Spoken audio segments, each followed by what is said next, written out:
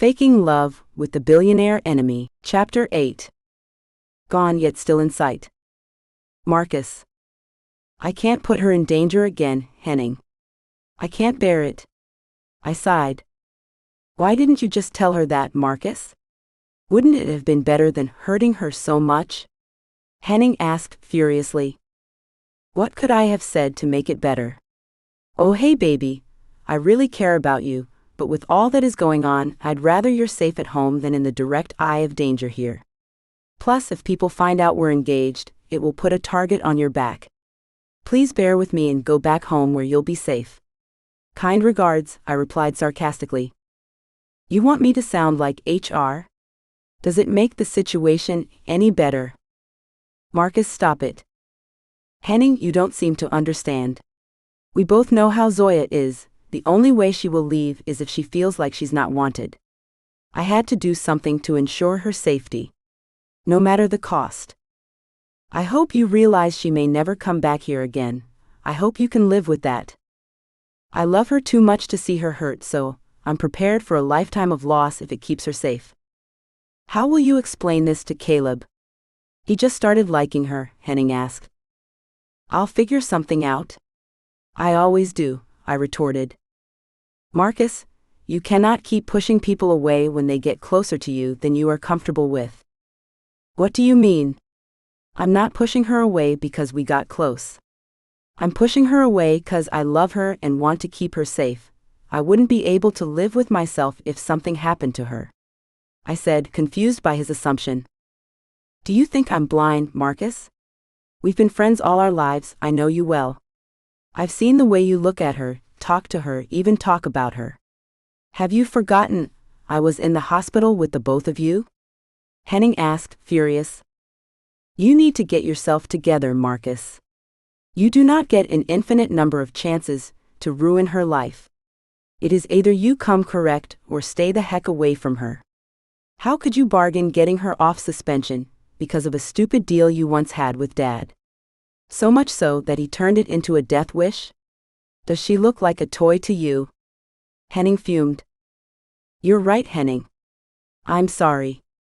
I promise I'll make all this right, no matter what it takes. I apologized. Enough of your promises, Marcus. And I'm not the one you owe an apology to. Zoe is. I understand. I'll make it right. Good. Henning, I have something else I need to discuss with you. Go on. Colton is out of prison. What? When? Zoya. From the day I got back home, I had to get back into an active work routine. My apartment had been empty for 2 months, so a lot of things had to go. I spent the first few days back cleaning my place, trashing expired things, dead plants, and other random things that needed to go. I also had to do laundry and reset the house to make everything easier to get into. My office email was reconnected, and work had already begun to pile up. Decluttering emails was one job I really hated doing, and I had a lot of spam emails from all the months I wasn't at work, so I had my work cut out for me. Preparing myself to get back into the groove of a 9-to-5 wasn't something I anticipated would take so much time and active effort, but here I was, struggling to get into it. Monday came around, and I reported back to the office, ready to take on whoever would come my way. Morning, Mr. Rufus, I said, reporting to his office on his request. Good morning, Zoya. Welcome back. Thank you, I replied, sporting a fake smile. I have a new assignment for you, he announced. Since you've been out of the office for some time, you're back on probation. Normally you would have the choice to pass up this client, but now you've lost that privilege. You need to make sure you satisfy this client's every need and exceed his expectations. He has a large following on social media, so don't screw this up like the last time. All right, I replied. I expect frequent reports on the progress of this assignment. I do not want to have to remind you. All right, sir. Is that all? Yes. You're dismissed. This was a trap. I knew it, and he knew it too. He was trying to get rid of me like I was a weed, but he had no idea I had firmly planted roots. I accepted his challenge and was determined to win and exceed all expectations as usual. I was handed a file with all the client's information later that day. He was a new-ish investor with a large social media following. I realized this after searching for his name, and he also has a YouTube channel with over 400,000 subscribers. He had been duped once before by a real estate agency. He has a unique taste for older architecture and was new to the real estate market then and fell into a scam almost immediately. Now he was back in the market and even promised a more in-depth review this time. So I need to do two main things to get this client in the bag. First, I have to find some of the best maintained old buildings to fit his aesthetic needs and budget. Second, I have to earn his trust and prove this isn't a scam deal. Now that I have a direction, I can get to work, I said to myself. I ran a search of all the buildings with unique architecture built between the 1950s and 1980s in the city. Then I narrowed it down to buildings set for sale. I went through the client's file again and streamlined the budget range of his last project, projected at least a 10% increase from then, and worked within that range. I had to work non-stop so I could get this over with. I continued my searches at home, slowly setting up a folder with all I would need to impress this client. After some days of research, I went to see the buildings myself. Knowing the real estate landscape, I knew that relying heavily upon online information was dangerous. A lot of people were deceitful, and it would chip away at the client's trust if we projected the availability of 8 buildings, and only 2 out of them were in livable condition. I was right to be skeptical. 3 out of the 7 buildings I had discovered were in terrible shape. Leaking roofs, burst pipes, poor heating, chipping paint, everything that could be wrong was wrong. By the end of the day, I had 4 main options to choose from. Now, it was time to set up a meeting. Mr. Piers. It's time we meet, I muttered to myself.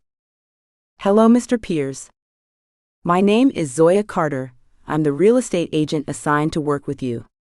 I would like to set up a meeting with you to confirm your interest in this project and go over more details that have not been provided in your folder.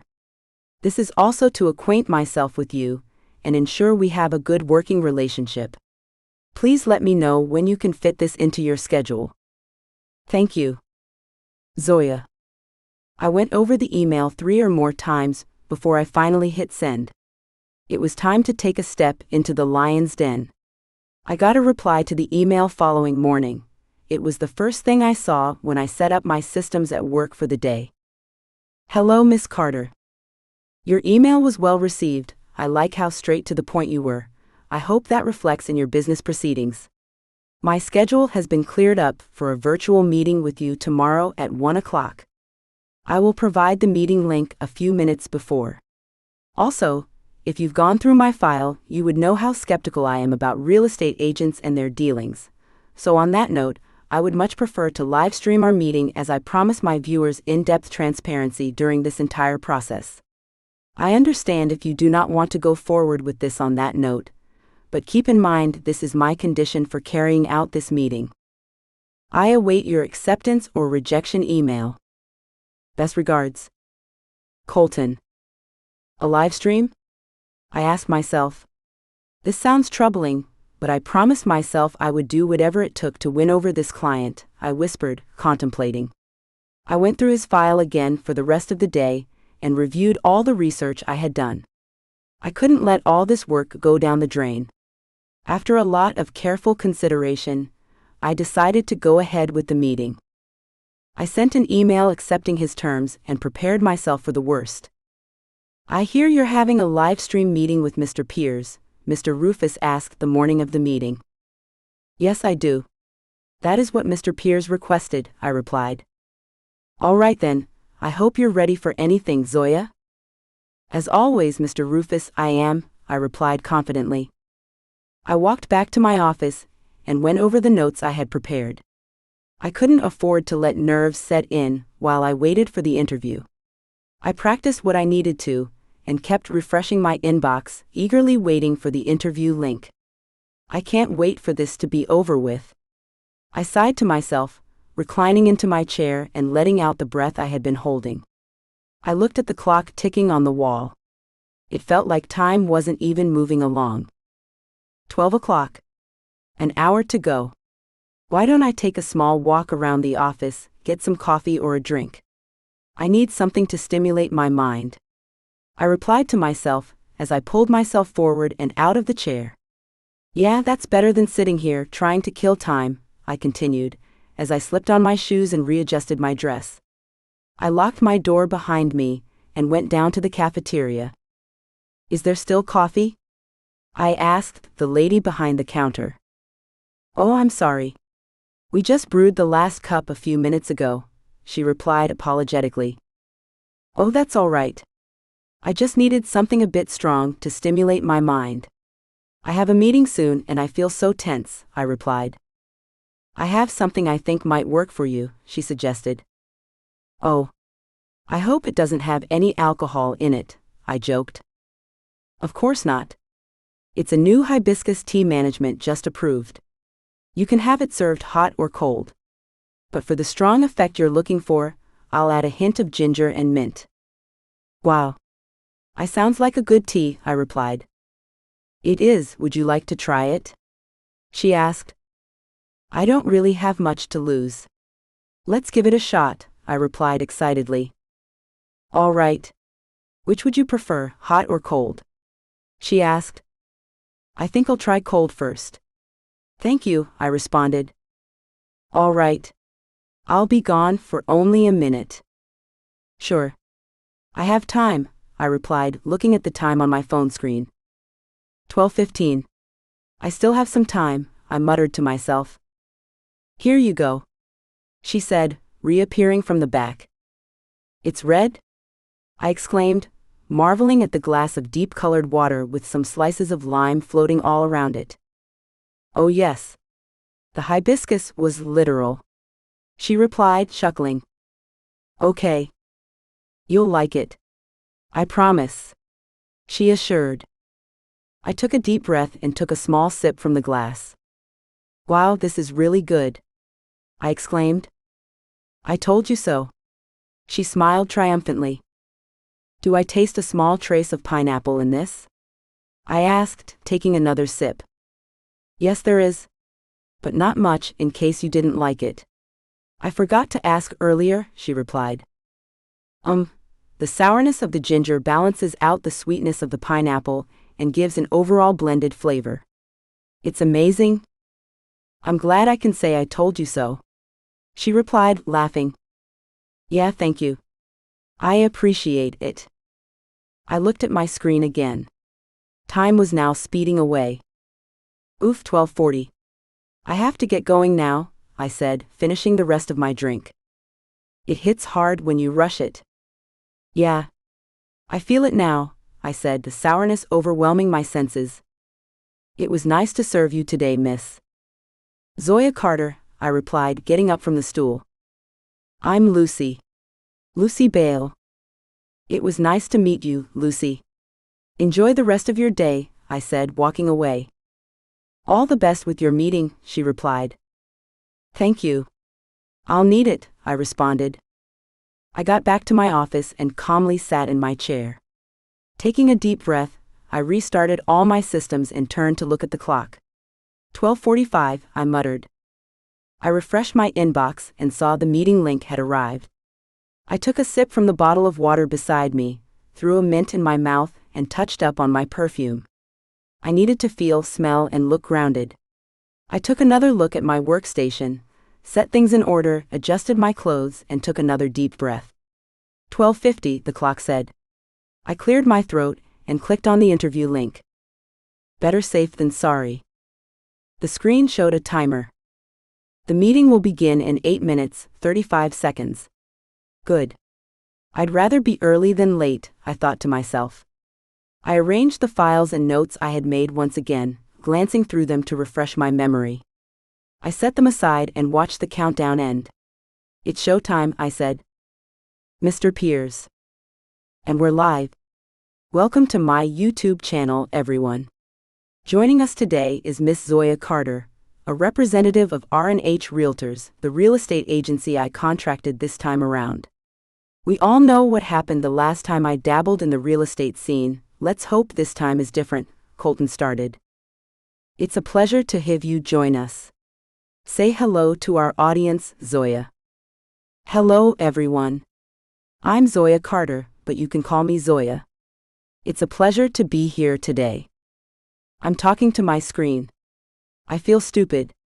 Stop. Now, Zoya. In your email request for this meeting, you said you would like to get acquainted with me so that you can improve our work relationship. What did you mean by that? Colton asked. He's trying to take this out of context. Not on my watch. Thank you for referencing that. At R&H, we thrive under the premise that our customers have individual needs and preferences. So getting to know what makes their hearts light up in a space can give us insight on how to best curate a portfolio that resonates with them, along any budget line. This gives us the upper hand among competitors, because not only do we know what you might like, we know how to get you what you want, I responded. What do you mean? Colton asked. We use our knowledge of human psychology and marketing strategies to curate a set of questions which make you, our client, think about the who, what, and why of your choices, making them clearer, more digestible, and accessible to you. Which in turn makes our job of curating places that can fulfill your needs more effective. I replied. Okay. You sound prepared to ace this interview. I guess I underestimated you, or rather, my previous experience made my expectations too low. He said. That is no fault of your own. But now, the ball is in our court to prove to you and everyone else that R&H is a front runner in this league. I replied. I'll have to take your word for it. Now you said you went through my file, what have you curated for me? He asked. Yes, I did go through your file. I noticed that you had a unique taste for antique things and older buildings, so I capitalized on that. I did some research and found a handful of available buildings with the vintage feel that you might like. Really? Go on, he said, surprised. Upon further investigation, I discovered that some of the buildings had been poorly maintained, and those were eliminated from the options. As I speak to you, I have 4 buildings that should fit the aesthetic you require. Although, one of the constraints was finding a building to fit an idea of what you need. I understand that for security purposes, you could not divulge what the space would be used for, but I hope that I have at least impressed you enough to get a follow-up meeting where we can discuss all that is required. I said. I promise you, Zoya, impressed is an understatement. I gave the vaguest details for that file, and for you to have come this far shows a level of determination and attention to detail that should be studied, and dare I say it, black excellence prevails. He said, smiling. I internally cringed as those words came out of his mouth. But this was live, it was worth it. Thank you, Mr. Pierce. I look forward to working more with you, Zoya. You will be hearing from me soon. Thank you for joining us. Thank you for having me. Enjoy the rest of your day and thank you, everyone, for tuning in. I replied, clicking the large red end button on my screen. Whoa, that was intense. I exclaimed, letting out the breath I had been holding. That was insane, I said to myself.